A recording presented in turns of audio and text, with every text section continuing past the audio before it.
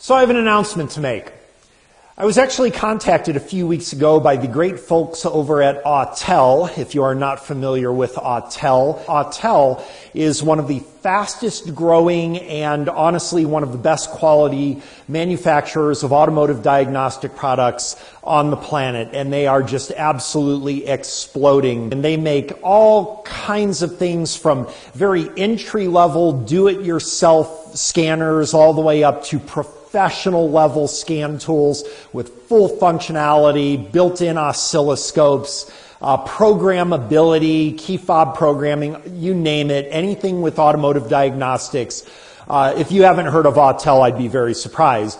You can also imagine how shocked and honored I was to be contacted by them to help with a project that they are doing that is going to be a service that you guys will have accessibility to, even if you don't own an Autel scan tool, that I think is going to be very useful for you. The service is called Accufix, and what Accufix is it's basically a database generated by professional technicians and also now by yours truly as well, to build a database with all kinds of service information that you can access either online, or the actual original purpose is to have them built onto the Autel scan tools. So for example, you're diagnosing a P0171 code, there would be a little button on the scan tool that says Accufix, and it would take you to this database with everything there is on the P0171. There may be videos about it, there may be service technical information that people have written up about it, all kinds of diagnostic procedures that would help you with that code if you were not very familiar with it. But the database can also be accessed through your smart device or computer, even if you don't have the scan tool. And what it is it's very brief, concise, instructional information, not training, but instructional on how to proceed through certain diagnostic codes or through different symptoms on the vehicle if there isn't a diagnostic code. And the idea is that it would help somebody who really isn't as familiar with the background and operational theory of sensors and engine mechanics to be able to do kind of a step-by-step walkthrough to help them through the problem. So it's very different than the channel here that you are familiar with, where, to basically make an analogy, think of it like a COVID test. So if you use a COVID test, odds are you just want the results. So you got your instruction sheet and you swab your nose and you take the stick and you put it in the liquid and you look for the line, and it just tells you exactly step by step what to do. But you don't really know what those steps are necessarily.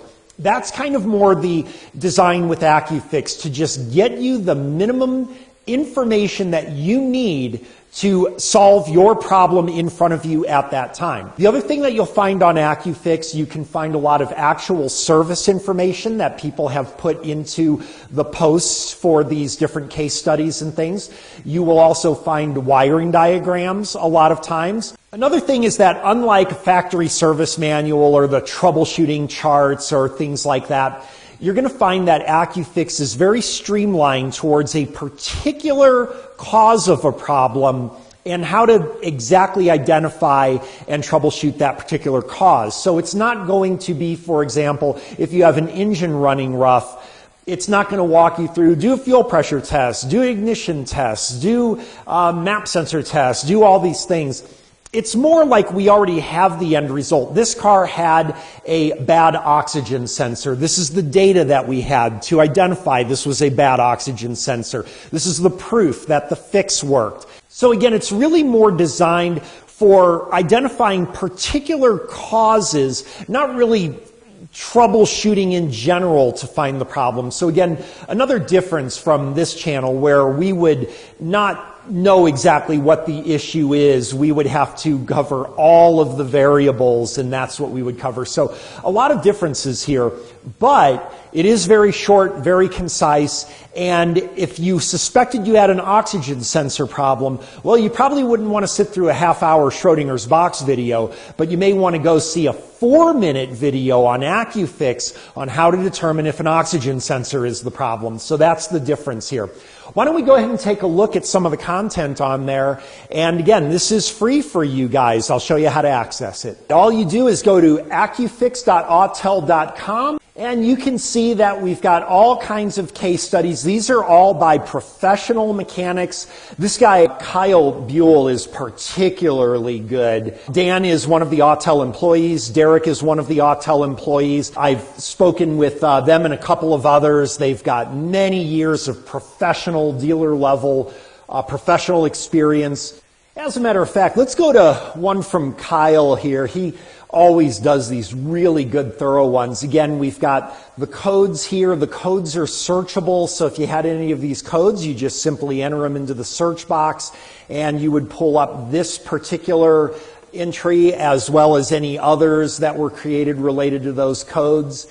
You can see that he has the symptoms listed, diagnostic procedures, a view of his Autel data here with the codes. Here's some factory service information he provided with the firing order and the cylinder locations, as well as actual factory wire diagrams in his entry. This is actually really a pretty thorough entry. Here's some scope data that he pulled.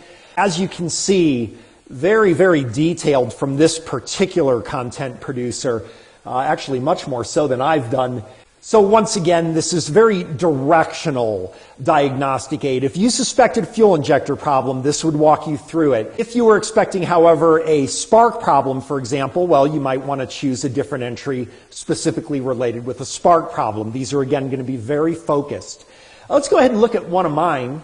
So I just submitted one and they're still reviewing it. I can tell you they do a very thorough job reviewing, making sure that the content meets their standards, that it actually does show a legitimate procedure to the fix, that it is relevant to the description that you give, so it's highly searchable. They do a very thorough job reviewing these, so it's not like YouTube where you can just post any kind of crap or anything like that. These are professional technicians with probably 80 years experience between them that are reviewing every case that is entered by their content producers to make sure that it's valid. Here's kind of a cool one. Here's a Land Cruiser with a P0500. Again, if you had a P0500 code, you would search it in here, and there would be this as well as other cases that would come up. Here I am showing the symptoms. We've got 0 vehicle speed on the scan tool, but you can see there is a vehicle speed on the speedometer. And here I have a 4-minute video. I follow a format where I always give a full 4-minute video showing the entire diagnostic procedure. And as you can imagine in my videos, I usually give some explanation. This is the sensor that we're interested in this case study. There's actually 2 sensors, and I explain that. This is the data that I got from the sensor itself. How to go to the PCM, what data you're expecting to look at, what some bad data would look like. Then at the end I always give some little tips and tricks to help make things a little bit easier, or where to go if this doesn't solve your issue. As you can imagine, I very often have trouble finding the wire diagrams, but I will talk about exactly which pins I am connecting in the description, things like that. Here's another case study with no malfunction indicator light, so we try to list as many of the symptoms as possible. So if you don't have an MIL code, that's okay. You can just type symptoms in the search box and still be able to find. Again, we got 4-minute video of the whole procedure, so if you like real abbreviated Schrodinger's box, you might enjoy that. Data from the scan tool, and very step-by-step showing the data that I'm collecting, what I'm looking for. Very, very specific to a particular problem. As you can see here, obviously we've got a MAF sensor problem with this issue. Confirmation of the repair, and again, some tips to close out. You can also follow a content creator if you particularly like their content, and have your search bring up just their relevant content if they have it for your particular problem. As you can see, there are hundreds of cases in here already. We are building more of them every day. and I will be producing content pretty regularly for this cause. This is just an awesome resource, not just for a professional technician, but for a do-it-yourselfer. I would definitely come here first before dropping $20 on All Data or Mitchell DIY or something like that. This is where you want to go to get your information. Hey, another factory diagram here. Those are always really hard to find when you're a do-it-yourselfer. Pretty awesome resource, isn't it? And you'll also notice that on my videos there, I have to be very professional and everything. But I want to bring up one elephant in the room. Obviously, you guys are wondering, was I provided an Autel scan tool for this? And yes, I was. They provided me an MS909 to do the videos on. Again, the intent is that it's really with people who have the Autel stuff to use it as a resource, but again, you can access it without the scan tool. To be honest with you, I will not really even be reviewing the scan tool. This is a bit of an overkill for what we typically do on this channel.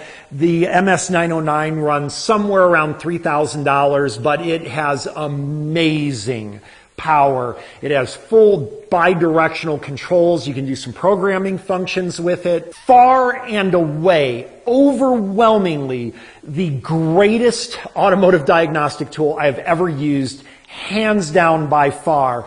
But again, I know that this is a little bit out of the range with most of you guys having the bi-directional scan tool and stuff. So we may use it in a few videos just simply because it's cool. But as you can imagine, on the Accufix videos, we do a lot of bi-directional controls and things like that. Stuff that I know you guys, for the most part, are not going to have access to. So we have to activate things manually and stuff like that. And we will continue to do that on this channel. So don't be intimidated. Nothing's changing on this channel, but you do have that awesome resource over there. And remember, you don't necessarily have to have an Autel scan tool. If you have any scan tool, that will still apply on those videos. They're doing a really nice altruistic service for the enthusiast and professional community, in my opinion, and I'm very honored to be a part of it.